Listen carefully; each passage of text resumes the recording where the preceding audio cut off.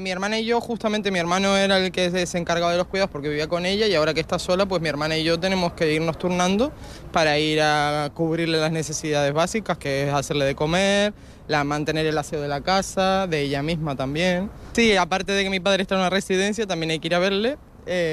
Justamente no tengo hijos y uno de los motivos es que en realidad no es reciente lo de mi madre, sino que también mi madre tenía otra minusvalía, entonces la llevo cuidando toda la vida. Tengo que trabajar menos horas, por lo que al final yo misma me estoy quitando mis ingresos para tener tiempo para ir a verla.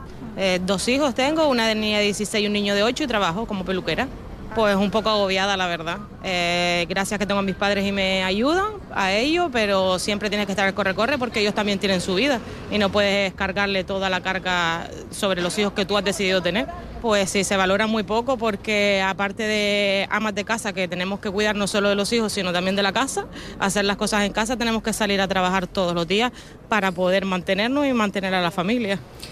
Nereida Bisuete, educadora social, experta en igualdad. ¿Qué tal, Nereida? Buenos días. Muy buenos días. Le suena todo lo que nos han contado en la calle, ¿verdad? Eso es, suena y además es parte de la realidad cotidiana de buena parte de las mujeres. Y además de las mujeres, porque ya en esta encuesta que han realizado las compañeras Paula, que están prácticas aquí, junto con Ana Freire, la productora de La Alpispa, me decían, no conseguimos ningún hombre.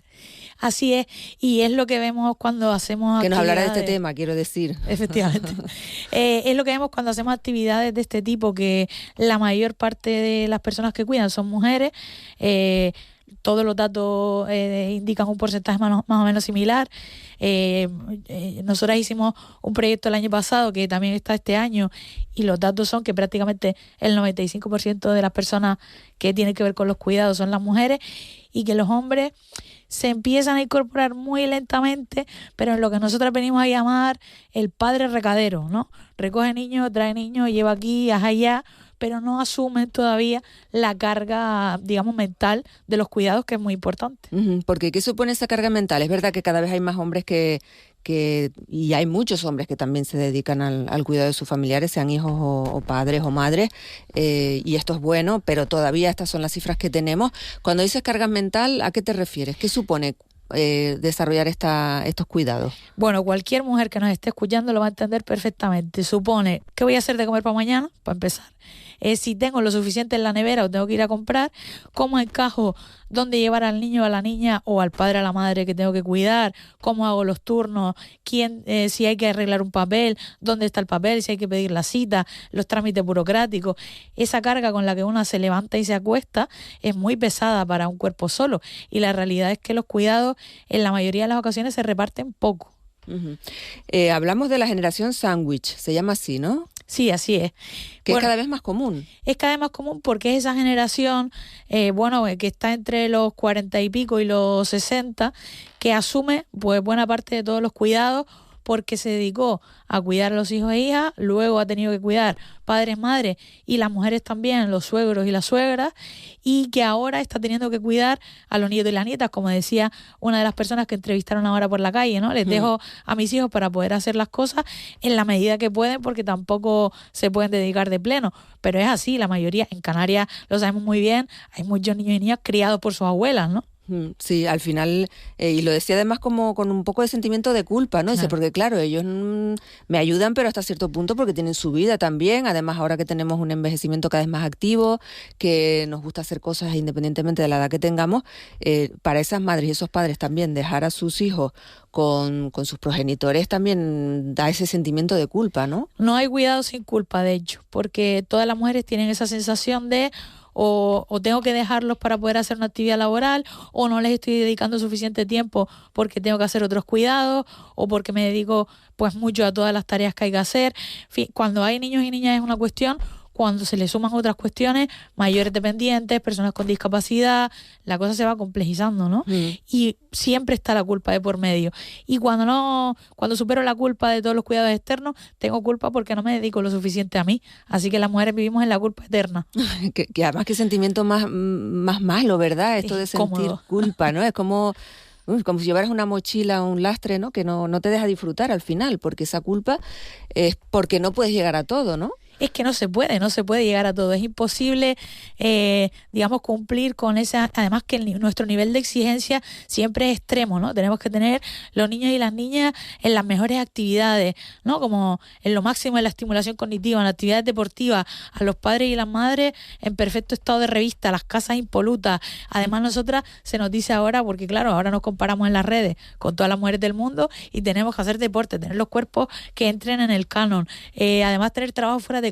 Imposible, es imposible, claro, cumplir con todo eso. Al final llega la frase de me bajo de la vida porque esto no... Efectivamente. no puedo con tanto. Nereida, y esto es diferente en otros países porque, bueno, parece que los datos así lo indican, ¿no? Que en el norte de Europa hay otra, no solo otra cultura, que también, porque es verdad que en Italia, Grecia, España hay esa cultura de la familia como lo principal, que eso es importante, yo creo que es bonito, pero en el tema de los cuidados también hay diferencias con respecto a los países del norte de Europa. Tiene que ver sobre todo con los dineros, que además nos pasa en nuestro país también, tiene que ver con los recursos públicos que pueda haber para atender las diferentes necesidades. No es lo mismo los países nórdicos, que cuando vas a tener un bebé pues tienes una cajita pública que ya te da un sostén, o tienes recursos para las personas mayores, que cuando no hay centros, no hay plazas en los centros, ni de día, ni residenciales, ni de ninguna clase.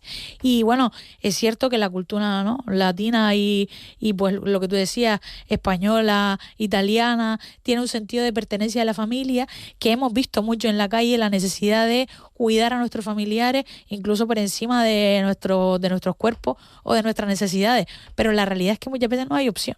Es decir, no hay alternativa, porque bueno, no nos metamos en la lista de la dependencia, pero solicitar tener algún recurso público ya es un periplo, una travesía por el desierto muy importante. Uh-huh. El caso es que en otros países es diferente, como nos dices, sobre todo en el norte de Europa. De ahí muchas veces cuando vemos a los turistas que vienen aquí a Canarias, dices, pero ¿cuántos niños tiene? Claro. ¿No? Que te llama la atención, ¿no? Dices 2, 3, 4, y tú dices, eso aquí en España es muy raro de ver ya familias con 3, 4 hijos. Claro, y tiene que ver absolutamente con el asunto económico. Es decir, es que cuando, por ejemplo, en nuestro caso, la mayoría de las bajas para los cuidados de hijos o hijas o de cualquier familiar lo asumen las mujeres. La mayoría de los contratos de jornada reducida para poder cuidar o conciliar lo asumen las mujeres. Claro, ¿qué asumen las mujeres? No tener más de 2 hijos, con suerte, porque es inviable, absolutamente inviable, y ya casi tener uno como para tener familia numerosa. Sí, no solo económicamente, sino para compaginar la vida laboral y la vida personal. De hecho, estábamos escuchando antes a nuestra compañera Raquel Quiñones, que está esperando que comience esa manifestación de los trabajadores del comercio que hacen esa huelga parcial, y ya ella decía que una de las reivindicaciones era precisamente el no poder conciliar la vida laboral y personal con el tema de los horarios partidos, los horarios en los comercios. Al final es una pescadilla que se muerde la cola, ¿no? Claro, y es que la estructura social está montada en base al trabajo productivo, es decir, tenemos que organizar las vidas para poder trabajar fuera de casa. Entonces, si yo tengo una jornada partida, se me complica la vida. Si yo tengo cuidados que no puedo delegar o que no me sale a renta delegar, acabo teniendo que quedarme en casa. Y la elección siempre es, las mujeres somos las que nos quedamos porque seguimos siendo las que cobramos menos o las que tenemos los trabajos menos estables. Y por otro lado, mientras que todo el horario vital se estructura en torno a cómo hacemos para poder ir al trabajo, pues queda ahí toda una parte en el aire de cómo hacemos para cuidar. Debería ser al revés. Pasa que le damos más importancia social al trabajo fuera de casa que al de dentro de casa, cuando para que podamos salir a trabajar fuera tiene que haber una mesa puesta, una comida hecha o una ropa limpia, ¿no? Claro, no se valora igual, ¿no? El trabajar en casa parece que se da por hecho, que es algo que hay que hacer, pero que no se valora, y el trabajo fuera de casa sí. El caso es que esto al final, ¿cómo repercute sobre todo en las mujeres? Hablamos principalmente porque, como decimos, ahí están los datos del cuidado de familiares, en su mayoría por parte de mujeres. Claro, si una mujer tiene que compaginar ambos mundos, luego, ¿en qué medida va a repercutir en sus condiciones laborales y luego en la pensión que va a recibir en el futuro? Primero, que tiene más dificultades para encontrar trabajo, porque aunque ya es ilegal, y hay que recordar que es ilegal que te pregunten en una entrevista de trabajo si tienes interés o no en tener hijos o hijas, la realidad es que se sigue preguntando. Y cuando no se pregunta directamente, se tiene en cuenta, pues porque creen que te vas a desaparecer durante no sé cuánto tiempo, o que vas a tener más bajas, o que te vas a ausentar más, ¿no?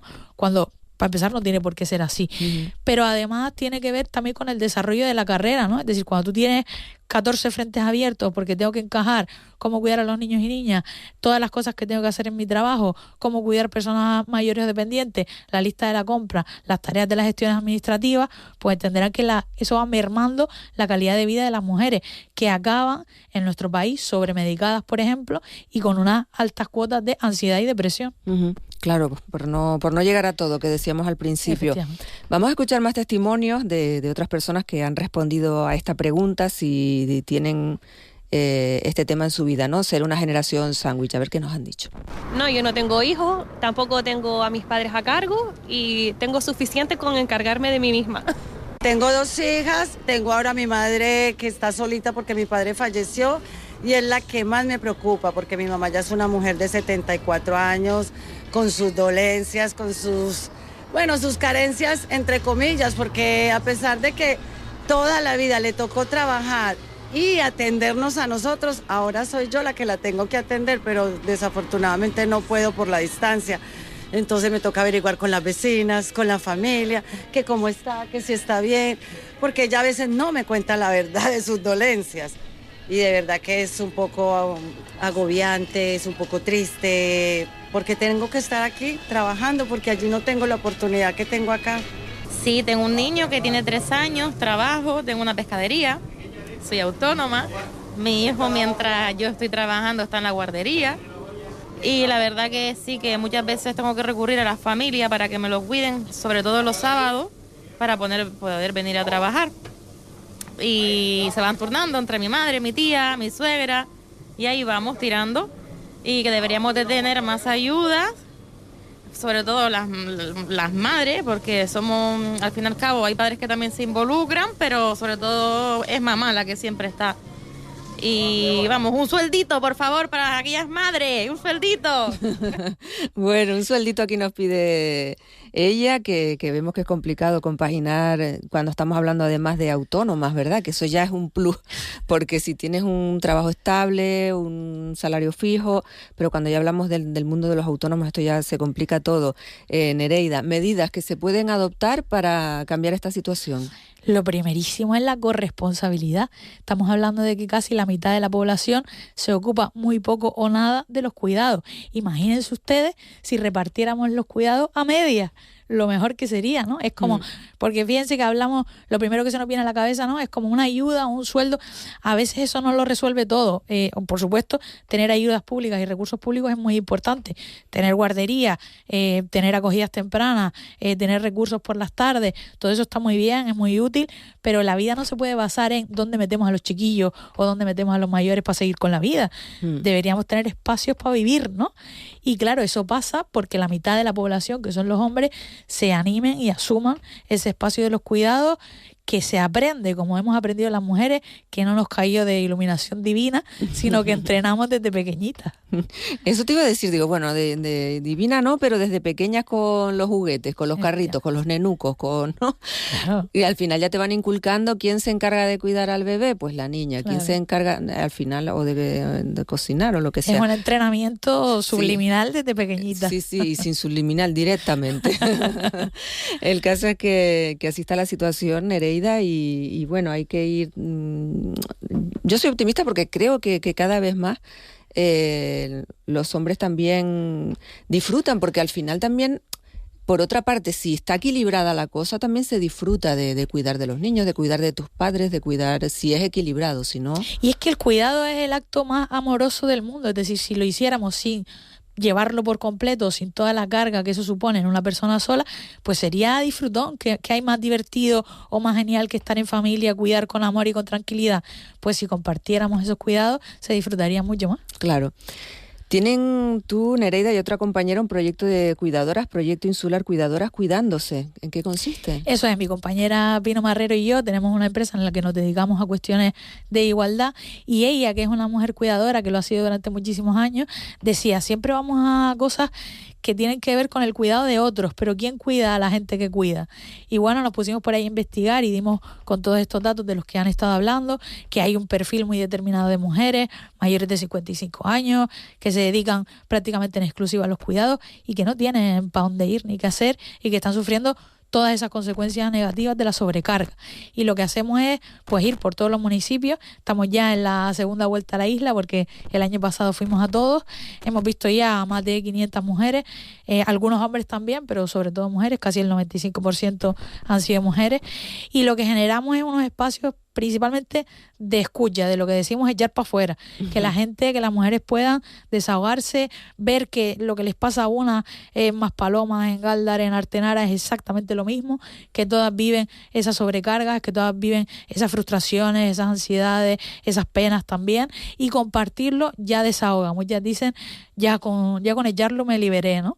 Y luego les damos también pues algunas herramientas para mejorar un poquito la calidad de vida. Por ejemplo, la gestión del tiempo. Las mujeres que acostumbran a cuidar se encargan de todo el tiempo y no conciben el delegar.